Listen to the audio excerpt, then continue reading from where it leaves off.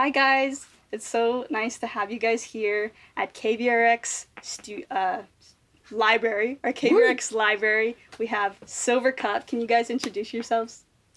I'm Hadley. My name's Logan. Awesome. From Silver Cup? You got it. Silver Awesome. Cup. Silver Cup. Thank you guys so much for being here. Yeah. Thanks. What you guys been doing so far? Yeah, for sure. So we are Silver Cup.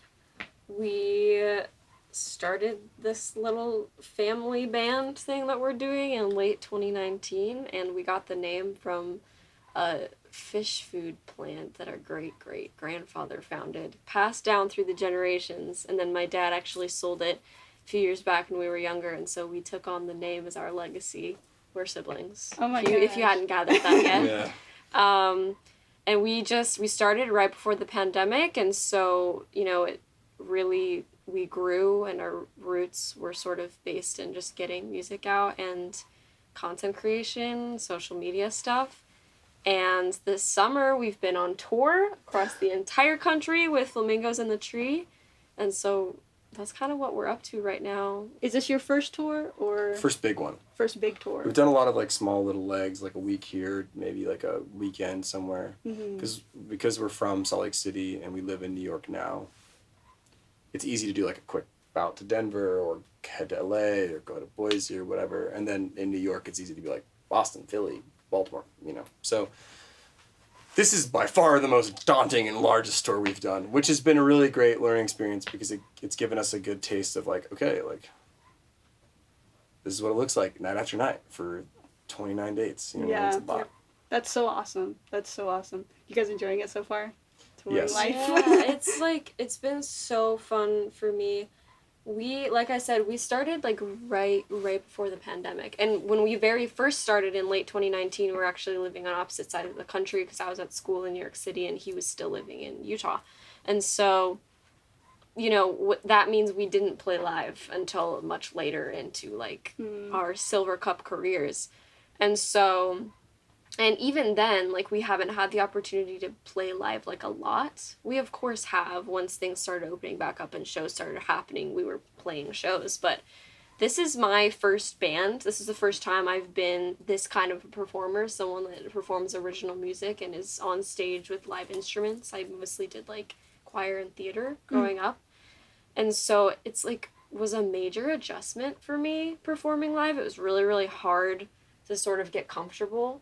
And on this tour, I'm like, oh yeah, I can do this now. Because you do it every night. So you have to, it's gonna click at some point. Yeah. So that's been the most fun thing for me is that I finally feel like I have my live front of band legs, if you will. Yeah. So that's been, really rewarding and fun. It's nice to be able to, unwind and actually sing the way I want to on stage. That's so awesome. Yeah. That's awesome.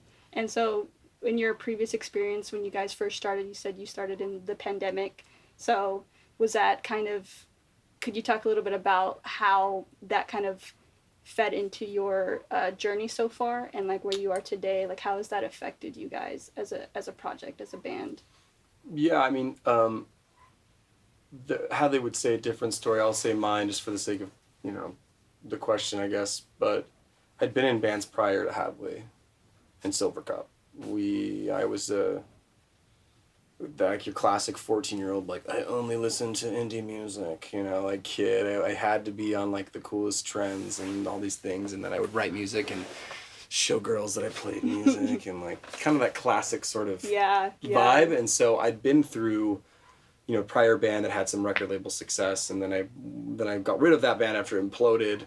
And I started doing short film work and wanted to score stuff, so I did that for a second, and then immediately I called my sister after all that when she was like, I don't really know what to do, because I don't really have the plays anymore, I don't really have choir anymore, and I'm going off to New York. I graduated high school, so... And I was like, let's just do it. So we never really had a plan to, conquer the world touring or, do all this stuff. It was just, whenever she was in town, we'd take the weekend and we would just, write. The pandemic really was our time to just, make content, whether that was music or video for social media or whatever, and it was just we're just doing this and putting it out because we have nothing else to do because we're locked in our houses. So yeah. That's kind of how it was. And then that started fizzling down, and I moved back to New York to finish school, and he came out as well, and that's when things started sort of picking up. I see. Yeah. And so now y'all just like feeling the flow, going with the flow, and like touring and keeping going and stuff like that. Yeah, still making music too, of course. As That's I mentioned, awesome. So I think my goals lately, and just have been thinking about this and talking about it with them a lot on the road, but trying to go back to a mentality of just like, how cool is it that we're able to even do this? Like, let's tap the brakes and conquering the world and having the biggest hits in the world, or all those different things that artists all aspire to. Like, how cool is it that we're able to fund, pay, and live on the road, playing to these people every night and just giving our all on stage. Like, that's a cool thing. And like, I don't think that a lot of bands get that experience. And so the fact that we're able to do that, I'm really grateful. And I think I need to tap into that more. Yeah, the gratitude of it, for real. I mean, working in college radio, like, you know, it's what makes my life and all of us, I feel like, more entertaining. Like, yeah, let's go to a concert. Let's find new artists. Let's uplift new artists and stuff like that. So really grateful that you guys feel that way too. That's awesome. That's so awesome. I'm going to backtrack real quick. Yeah. But when you guys started making music together, was that like, did you guys always grow up like close and like making music together? Was it ever, when it was the moment that you guys were like, wait, we should keep doing this and we should actually have a project? So I'm the youngest in my family. Logan's my older brother. And so we were far apart in age that growing up, it was definitely way less of like a friendship camaraderie in music more than I sort of looked up to him. Because I've loved singing for my whole life. I played violin for 11 years. I danced in high school. I did lots of theater and choir, as I mentioned. And so I've been performing and singing, and music has been in my life forever. As much as his, but in a slightly different way, because in addition to all that, he's also been the band kids for as long as I can remember him. And so he's been creating music, writing music, releasing music, putting it on CDs and giving it to his crush in 6th grade for as long as I can remember, as I mentioned. And so I always looked up to him as the front of the band, man, as the guy on stage with the guitar who's singing his heart out and stuff. And so it genuinely, like, never even crossed either of our minds until I had graduated high school and was kind of more of an adult, I guess you could say, that we were like, oh, we both like sing and stuff, and maybe we could do it together. That's honestly the first time, which is, like, surprising. And there might have been a subconscious intent before that point, but it really was when I suddenly had stopped doing music because I moved away from home to go to fashion school in New York. It's what I did. And Logan was sort of in between projects that he had the idea to involve me in what he did, and that's kind of how it started. That's awesome. That's so cool. Yeah. I have a brother. I have a twin brother. No and way. I can't imagine working with him. Oh, it's hard. I'm wondering, we probably get asked this a lot, but what's it like, because your family, working with your family on stuff, like creative stuff? I mean, even last night, like, I screwed up on the set list and we were teasing each other on stage, and I don't know how many people actually, like, knew, like, are they just joking around or are they serious? Which is... It's serious. You'll never know. You know? No, it's definitely serious. It's just not that deep, so it's fine. Yeah. I think that, like, I will say there is a benefit to this, though. Like, obviously, you're siblings, so you can tell each other off faster and whatever, right? You have to be careful with that, because even siblings can rift, right? But I think that the biggest thing I will say is there is a genetic... I've worked with people that are not my family, right? And there is a really strange, like, symbiotic genetic sort of like music appreciation, and maybe that's just because we grew up around the same types of music from my mom or my dad, or we were listening to my older brother's music taste, which passed to me, which then passed to Campbell, my little brother, and then Hadley. I don't know if it's just that we have similar vocal cords and so we sing similarly because our family sings. I have no idea, but it seems to have shown a really, really strong cohesion in the taste making and curation of what Silver Cup makes. And I can't not believe that there isn't some sort of genetic sibling thing that you have that exists within connection. that. Yeah, that connection, like familial connection. That being said, though, like, full transparency, like, turn off the social media, like, best buddy siblings thing. I've been in a van with him 24/7 for a month now. It is not always smiles and happy attitudes. No, it's not. You guys fight? Let's instigate. You guys fight? Not like... No, it's more like someone's being annoying and the other one's being grumpy. Yeah. Typical. And we're like, give me some space, bro. Yeah, That's funny. attitudes. That's all. But no, never like yelling matches or anything like that. No, I'm not a yeller. I'm not a confrontational I probably person, could so. if she did, but no, it's mainly just like, you're pissing me off and you're bugging me, and like, get the frick away So from I'm me. gonna be kind of mean to you, but in like a passive aggressive way. Yeah. Sounds right. That's so funny. That's I'm sure fun though. anyone with siblings can relate. It's not like Yeah, an it's- uncommon thing. I was gonna say, yeah, I can imagine. I connect like that way. I feel like on that level with my brother too, like, because we grew up listening, like you said, grew up listening to the same things. Yeah. It's like, of course you're gonna have that connection. Yeah. So I can only imagine how much it adds to your project and the music that you guys make together and Yeah. the songwriting process. That's really cool. Yeah. That's awesome. Yeah. And speaking of which, I was listening to y'all's singles. Y'all have been having a few singles out, right? Are you guys planning an album, or is it just singles coming out? Yeah. So we're putting out a mixtape. I have to clarify this. She always makes fun of me. She's like, who cares? But for me, I've always looked at an album as like a really complete, cohesive, conceptual work. Mm. And I've always seen like, and also too, like I love underground hip hop and like experimental dance music and things like that. And you can hear that in our music. But like, they always do tapes. Like if you think of like Wu-Tang's first project ever with like Protect Your Neck, they just threw it on a tape and they just like went around New York City and just like passed it, just gave it to all these different people, and then slowly got their hands at the radio stations. Actually, that's not true. I think this isn't their interview, but I'm pretty sure that Raekwon and Ghost went into like a rap radio station and like knocked on the door and was like, here's the tape, Yeah. play the damn tape, right? And so for me, we were at a crossroads about a year ago, and I'm going to be very just transparent here. Like, I was exhausted. And like with music, it's always like that. You kind of have ups and downs in it. Like, oh, this is so cool. Like we're on tour, this is burnouts amazing. and And you're stuff like, like I want that. to die. I don't know if anyone likes my music, and I suck. Right? It's just this all the time. And I do think that I tend to be really passionate because I've always wanted this. And so these ebbs and flows are really big. You know what I mean? And so I was in a very, very deep valley, right? And she pulled me aside and she's like, bro, like, who cares if you haven't like pulled out a 10 from your pocket? Because at the time we were talking to a bunch of industry people and they're all like, hey, you gotta write the hit. Like, we need the hit. You have a lot of 9s and 8s, but we need the hit. And I'm like, okay. And so I go and write all these pop songs with her, and we put them out, and we're like, okay, we put them out, and we think it's great. And they were, ironically, some of our best performing songs to date, Gaslight and Boa. But it just didn't feel right, and I was confused, and I was getting promoted at my day job, and I was like, what the frick is going on? Like, nothing makes sense. And so when we talked about it, I was like, let's just make a mixtape. And the reason why, again, I like the idea of a mixtape more than an album is a mixtape is just whatever the hell is going on in that period of your creation. Does that make sense? Mm-hmm. There's no conceptual deepness to it. You're not trying to make every single song work together or package it perfectly or all this stuff. It's just whatever was going on from 2022 in October to December, that is what is on this tape. It can be a little electronic, it can be a little bit R&B, it can be a little bit of whatever, it doesn't matter, right? And so we have that mixtape that we've made right after when she motivated me and we got back in the studio. I wrote it in like 3 weeks on a broken laptop that we ran over on tour like 2 weeks prior. Oh no. But we called the record Songs from a Broken Laptop, and it's coming out in August.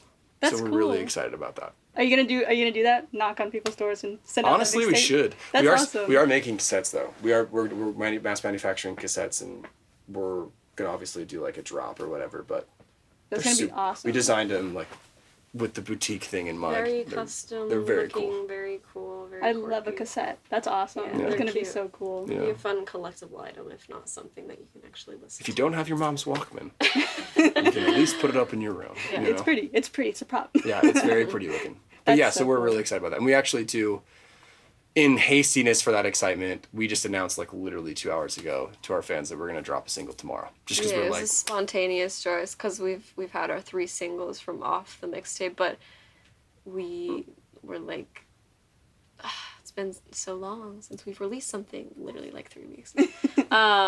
And so we just randomly decided to drop another track from it. It's literally comes out tonight at midnight Eastern So- Standard Time.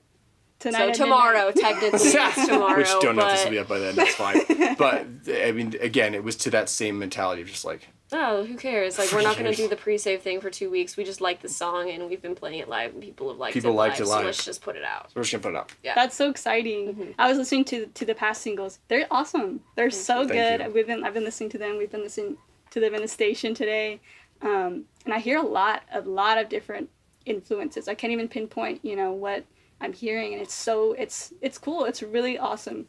Can you guys speak about, like you said, you guys have grown up together. You have a lot of different influence and taste in music that are similar. Yeah. Maybe the same, maybe different. What kind of influences do you guys have with this project? Yeah, there's definitely, like, a couple dimensions and sides to it, for sure. But this year of making music, well, it's technically started last fall when we had started working on the mixtape, because we also pulled up some old demos that we finished for it as well. It kind of feels like a culmination of our sound in an experimental way, interestingly enough, after a year of trying to write that TikTok hit, like we just put those sort of filters and pressures aside to just see what came out naturally. And it ended up being a lot, like, very electronic, which has been Super. interesting.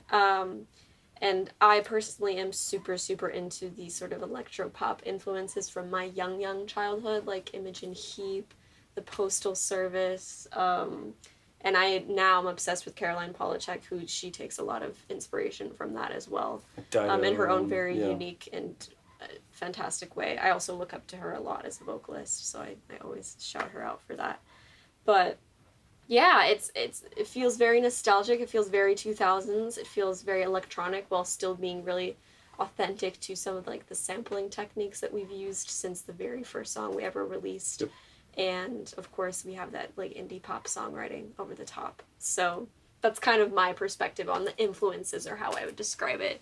Yeah. And then I thought you did well. That's pretty accurate. I mean, I think this one came out more electronic. I think because of the fact that my computer was literally, I don't know how much of it was on purpose. truly on purpose or it was like his like computer dying. glitching. Like the Glitching. screen, I literally had to get a second display and Velcro it onto the front of the actual display because it was so bent up.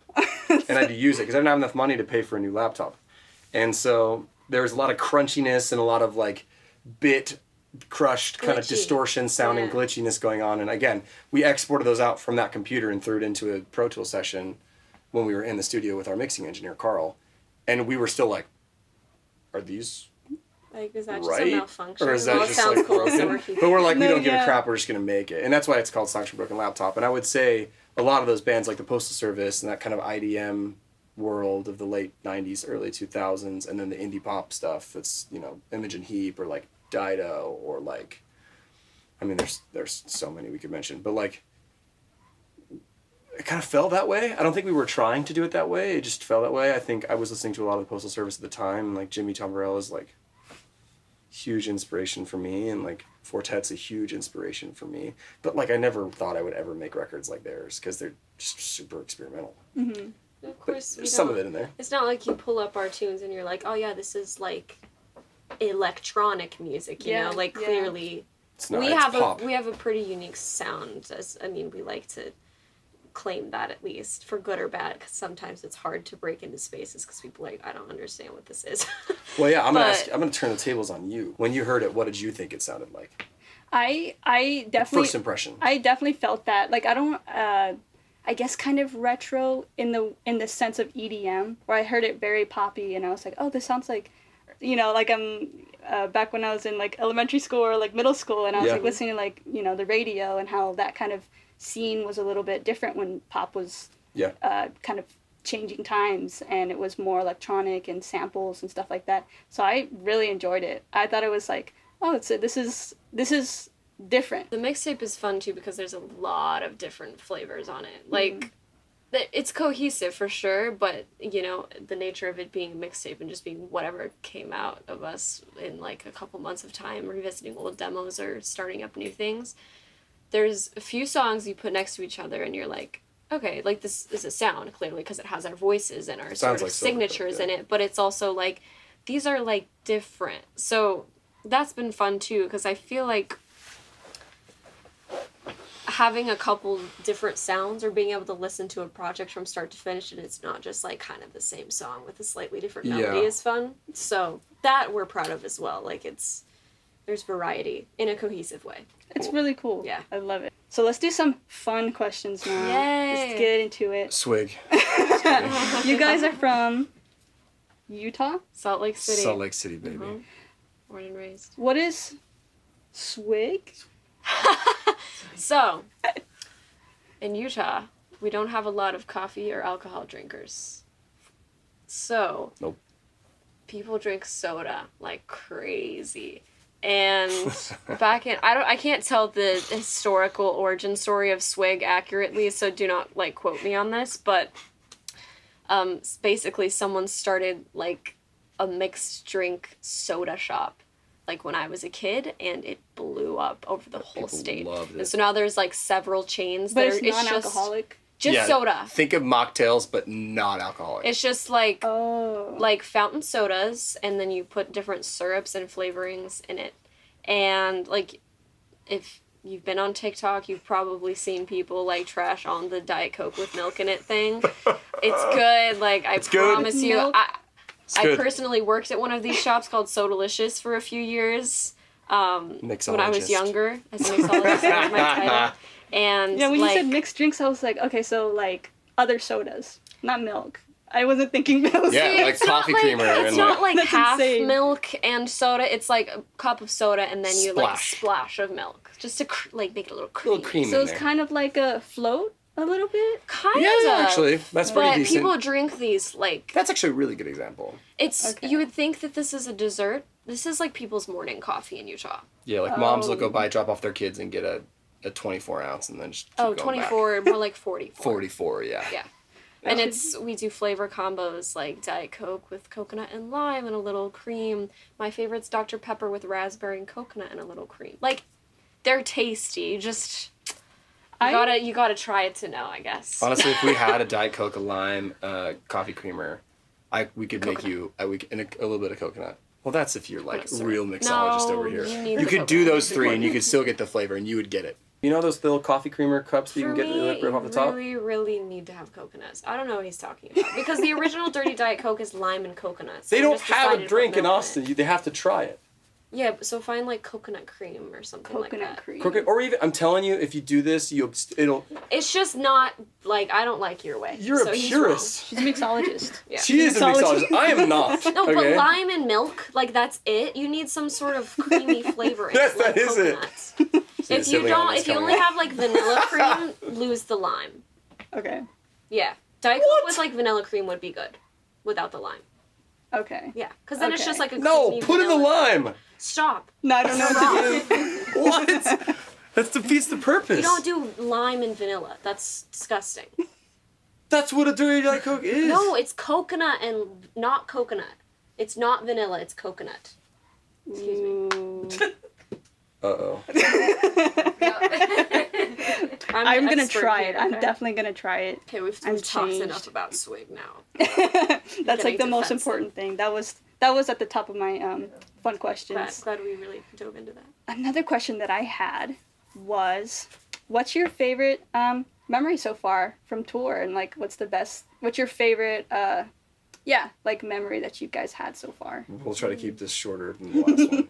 Miami, because we showed up to the venue. There were chickens walking around the venue.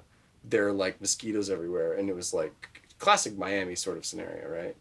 Sick. Like it was super fun to go in there and be like, this is an outdoor venue. Like they've got like some guy making jerk chicken, and like there's like a weird little thrift shop thing going on in the other corner. Like we have no idea what to expect. The sound, like the mixing board was on stage to the left. They had like no cables. Like it was weird. So we were like both the bands were like, well, all right, we don't know what to expect. Like it could be really fun, but like the sound guy's late, just like not really organized that super well. So we were just like, fine, we're gonna have a blast. So we went up there and we like watched both of the band sets, because normally somebody's in the green room, right? So like we watched each other's sets, we were singing the songs back to each other and having a good time with the fans that were there and making it a blast. Like the guys that are headlining the tour with us, they literally like played like their side project, which they like do This for like might be a secret. oh Well, they They played a played bunch of songs tracks. they would never play.